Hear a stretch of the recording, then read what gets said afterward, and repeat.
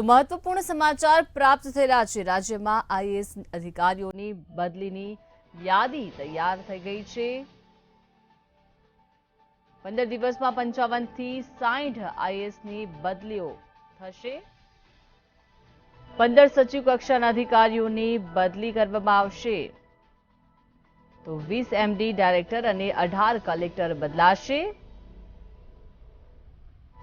તો બ્યુરોક્રન્સીમાં મોટા ફેરફારની યાદી તૈયાર થઈ ગઈ છે અને હવે બદલીઓ કરવામાં આવશે।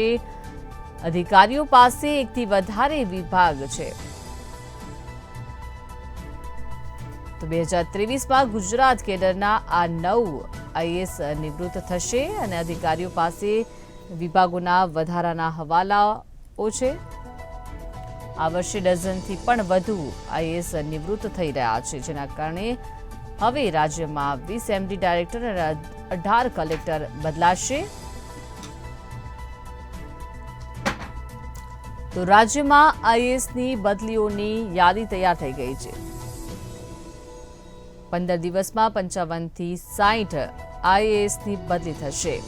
વધુ વિગત સાથે સંવાદદાતા વીરેન જોડાઈ ગયા છે। વીરેન, જે રીતે આઈએએસ અધિકારીઓની બદલીની યાદી જે છે તે તૈયાર થઈ ગઈ છે, વિભાગો પણ વધારે છે, શું વિગત? ચોક્કસ જે પ્રમાણે રાજ્ય સરકાર દ્વારા એક આઈએએસની બદલી માટે એક ચર્ચા તૈયાર કરવામાં આવે છે। રાજ્ય સરકાર દ્વારા 15 દિવસમાં 50 થી વધુ એટલે કે લગભગ 60 જેટલા આઈએએસની બદલી કરવામાં આવશે। 15 જેટલા સચિવ કક્ષાના અધિકારીઓ છે તેમનું પણ લિસ્ટ બનાવવામાં આવે છે। સાથે 20 એમડી અને ડાયરેક્ટર છે, સાથે 18 જેટલા કલેક્ટર પણ બદલાશે તેવી પણ માહિતી મળી રહી છે અને બ્યુરોક્રેસીમાં મોટા પાયે ફેરફાર જોવા મળશે।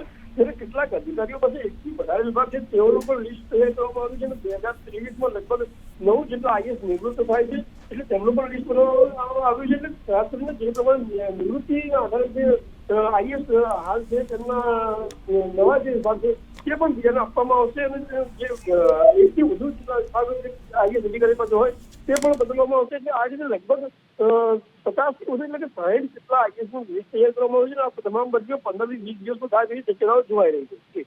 જી આભાર વીરેન, સમગ્ર માહિતી આપવા બદલ। તો રાજ્યમાં આઈએએસની મોટા પાયે બદલીઓની યાદી તૈયાર થઈ ગઈ છે। 15 દિવસમાં 55 થી 60 આઈએએસની બદલી થશે। 15 સચિવ કક્ષાના અધિકારીઓની બદલી થશે। આ સાથે જ 20 એમડી ડાયરેક્ટર અને 18 કલેક્ટર બદલાશે। બ્યુરોક્રન્સીમાં મોટા ફેરફારની યાદી તૈયાર થઈ ચૂકી છે। અધિકારીઓ પાસે એકથી વધારે વિભાગ છે।